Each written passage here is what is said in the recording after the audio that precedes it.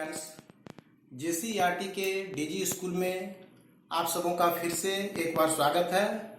मैं हूं राजीव रंजन और आज की इस वीडियो में मैं आपके लिए एक नया टॉपिक किशोरावस्था में जननात्मक स्वास्थ्य को लेकर आया हूं। इस टॉपिक में हम लोग यह देखेंगे कि किशोरावस्था में अच्छे स्वास्थ्य के लिए क्या क्या आवश्यक शर्तें हैं और उन शर्तों को हम कैसे पूरा कर सकते हैं। तो आइए बच्चों, हम इस टॉपिक पर विस्तार से चर्चा करते हैं।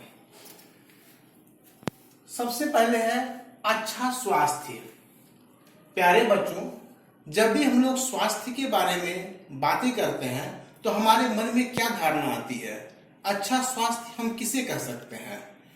तो हमारे मन में जो सबसे पहली धारणा आती है वह यह आती है कि यदि हम शारीरिक रूप से निरोग हैं, यदि हमें किसी प्रकार की कोई बीमारी नहीं है तो हम स्वस्थ हैं, यानी हमारा स्वास्थ्य जो है अच्छा है।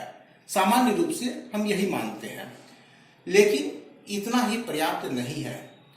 अच्छे स्वास्थ्य के लिए यह तो पहली शर्त है कि हमें शारीरिक रूप से निरोग होना ही चाहिए, हमारा शरीर जो है रोग मुक्त होना चाहिए। लेकिन इसके साथ ही साथ और भी कुछ बातें हैं, जैसे हमारा मानसिक स्वास्थ्य भी अच्छा होना चाहिए, यानी हमारी जो मानसिक स्थिति है वह संतुलित होनी चाहिए। और तीसरी बात कि जिस समाज में हम रह रहे हैं उस समाज में हमारी कार्य कुशलता भी सही होनी चाहिए। यानी अच्छे स्वास्थ्य का मतलब है शारीरिक, मानसिक और सामाजिक कुशलता में संतुलन। यदि हमारा शरीर निरोग है, किसी प्रकार की कोई बीमारी नहीं है, हम मानसिक रूप से स्वस्थ हैं और समाज में हम लोगों के साथ अच्छी तरह से व्यवहार कुशलता दिखाते हैं, तब इसका मतलब है कि हम स्वस्थ हैं और हमारा स्वास्थ्य अच्छा है। तो शारीरिक, मानसिक और सामाजिक कुशलता में संतुलन के लिए कुछ आवश्यक शर्तें हैं। हमें इन शर्तों को पूरा करना होगा, तभी किशोरावस्था में हम अच्छे स्वास्थ्य के बारे में सोच सकते हैं।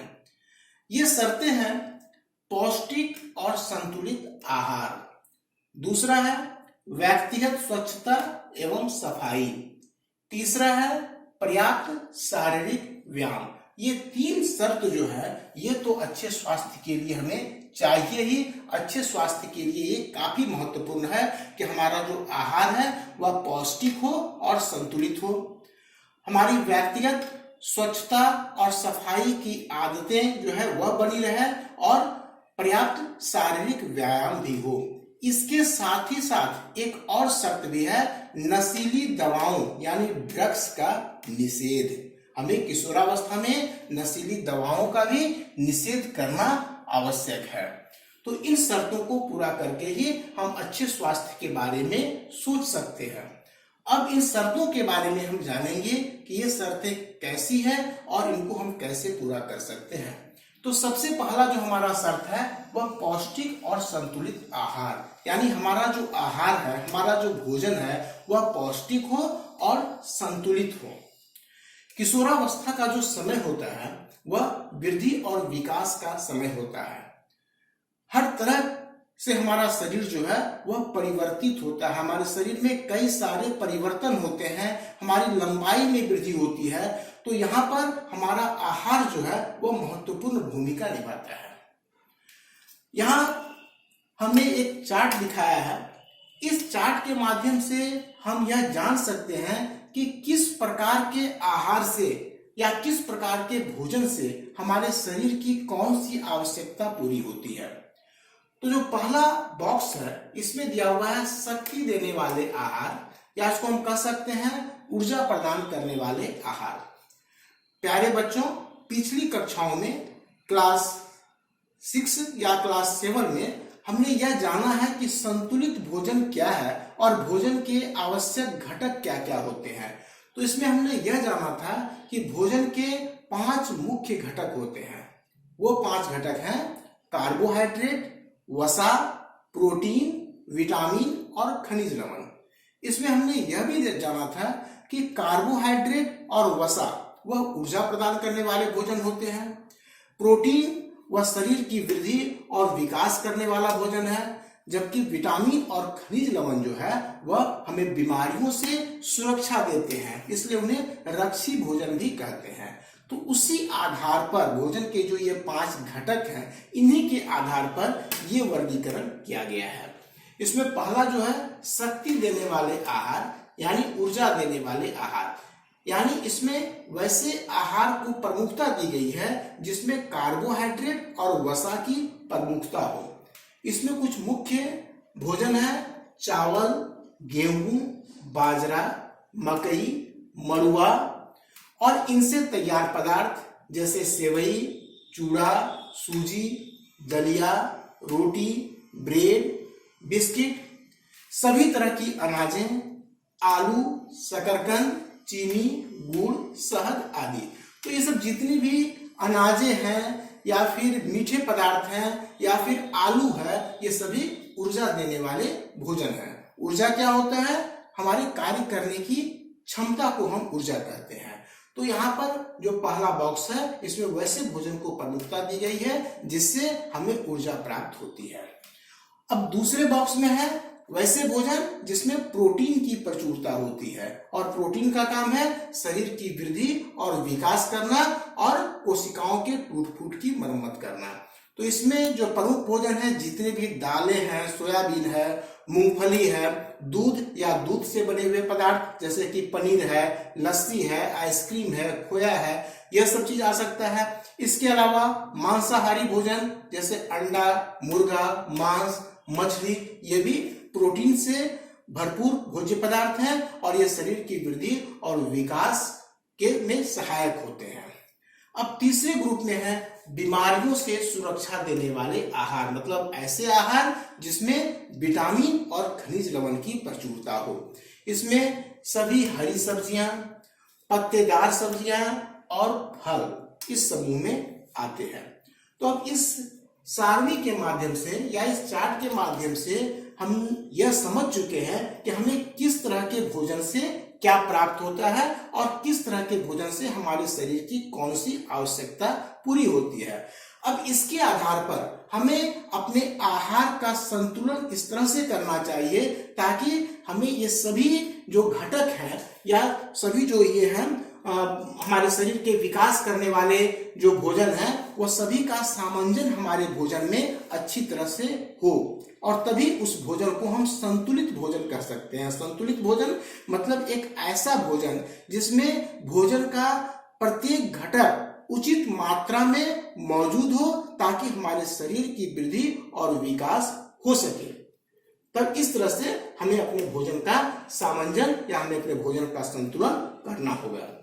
हमारे भोजन में पौष्टिक आहार या संतुलित आहार की कितनी बड़ी भूमिका है, इसका एक छोटा सा उदाहरण हम ले सकते हैं कि यदि हमारे भोजन में लौह तत्व की कमी हो, लौह तत्व एक प्रकार का खनिज है जो हमारे भोजन में पाया जाता है। यह मुख्यतः हरी पत्तेदार सब्जियों, गुड़ या मांसाहारी भोजन जैसे कि मांस, अंडा इत्यादि में पाया जाता है लौह तत्व, और लौह तत्व का काम होता है शरीर में रक्त को बनाना। तो यदि हमारे भोजन में लौह तत्व की कमी हो तो क्या होगा, हम काफी कमजोर महसूस करेंगे, अपने आप को हम काफी कमजोर महसूस करेंगे, और लौह तत्व की कमी से एक बीमारी होती है जिसे हम एनीमिया कहते हैं। एनीमिया बीमारी जो है यह भोजन में लौह तत्व के अवशोषण की कमी के कारण होता है। इसमें क्या होता है कि रक्त में हीमोग्लोबिन की कमी हो जाती है। हीमोग्लोबिन रक्त में पाया जाने वाला एक प्रकार का प्रोटीन है और इसी के कारण जो है हमारे रक्त का रंग लाल होता है। एक सामान्य मात्रा निर्धारित की गई है कि पुरुषों में यदि प्रति डेसीलीटर रक्त में 14 से 17 ग्राम हीमोग्लोबिन पाया जाता है तो यह सामान्य मात्रा है, तब हम कहेंगे कि उस व्यक्ति में हीमोग्लोबिन की कमी नहीं है। या फिर महिला की बात करें तो महिला के प्रति डेसीलीटर रक्त में यदि 12 से 15 ग्राम हीमोग्लोबिन है तो इसका मतलब है कि उस महिला के शरीर में हीमोग्लोबिन की कमी नहीं है।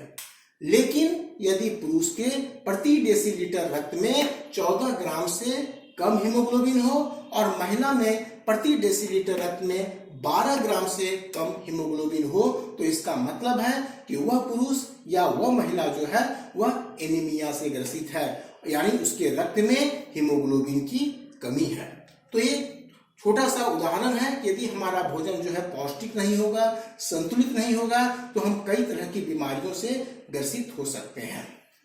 अब जो दूसरा शर्त है अच्छे स्वास्थ्य के लिए वह है व्यक्तिगत स्वच्छता एवं सफाई।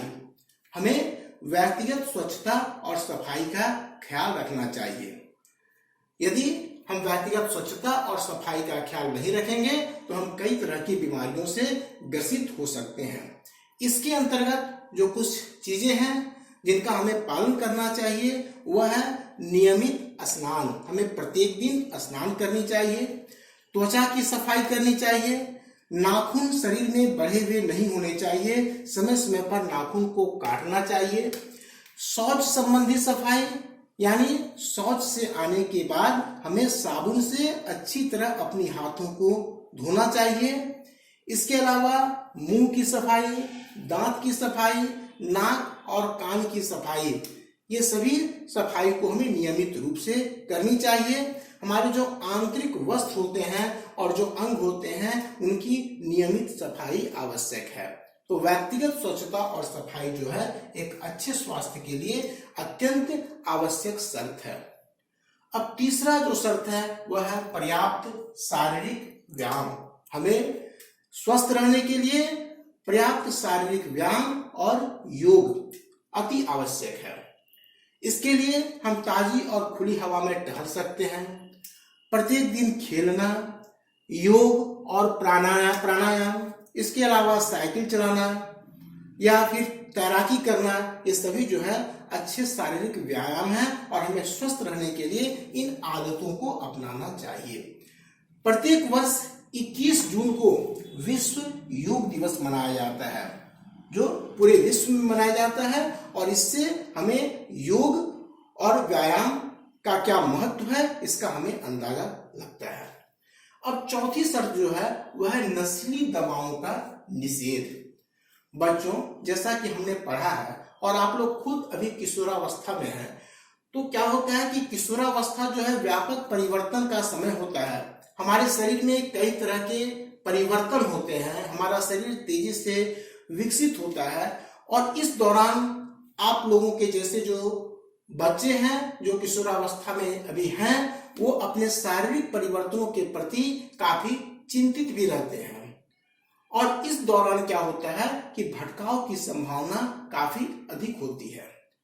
उसमें हो सकता है कि कोई गलत व्यक्ति यदि आपको यह कहे कि इस ड्रग्स का सेवन करो या इस दवा का सेवन करो, जिससे क्या होगा कि तुम अपने आप को तनाव मुक्त महसूस करोगे और तुम काफी खुश रहोगे, ऐसा कोई आपका परिचित या अपरिचित व्यक्ति आपसे कह सकता है, तो उस समय क्या करना है, आपको तुरंत इसके लिए नहीं करना है, इसका विरोध करना है, इस चीज को कभी नहीं अपनाना है, क्योंकि ये नशीली दवाएं जो है ये यदि एक बार ले लिया जाए तो यह बार बार लेने की इच्छा होती है, एक तरह से हमें इसका लत लग जाता है और यह हमारे स्वास्थ्य और हमारे खुशी दोनों को बर्बाद कर देता है। इसलिए नशीली दवाओं से हमेशा बचना है। आपको उन्हीं दवाओं का सेवन करना है जो दवा डॉक्टर के द्वारा बताया गया हो, अन्यथा किसी प्रकार की गलत दवाओं या ड्रग्स का सेवन आप लोगों को नहीं करना है। इससे कई तरह की बीमारियां हो सकती है। एक तो ये नशीली चीजें हैं और इससे कई तरह की बीमारियां खुद ब खुद हो सकती है। इसके अलावा भी एक बीमारी है एड्स, जो HIV नामक विषाणु से होता है। एड्स बीमारी जो HIV नामक विषाणु से होता है, इसका प्रसार जो है क्या होता है कि नशीली दवाओं के लिए जब गलत व्यक्तियों का समूह नशीली दवाओं का सेवन करता है और इसके लिए वह इंजेक्शन यानी सिरिंज का इस्तेमाल करता है और उस सिरिंज को साझा किया जाता है, तो यदि कोई व्यक्ति उस समूह में HIV से ग्रसित है तो उस सिरिंज के कारण दूसरे लोगों को भी यह HIV विषाणु जो है दूसरे लोगों के शरीर में भी जा सकता है और एड्स जो बीमारी है वह फैला सकता है। एड्स के संक्रमण के और भी कुछ तरीके हैं। यदि माता संक्रमित है और वह अपने बच्चे को दूध पिला रही है तो उस दौरान शिशु में भी HIV का संक्रमण हो सकता है। इसके अलावा पीड़ित व्यक्ति से HIV से संक्रमित व्यक्ति के साथ संपर्क स्थापित करने पर भी HIV का संक्रमण हो सकता है।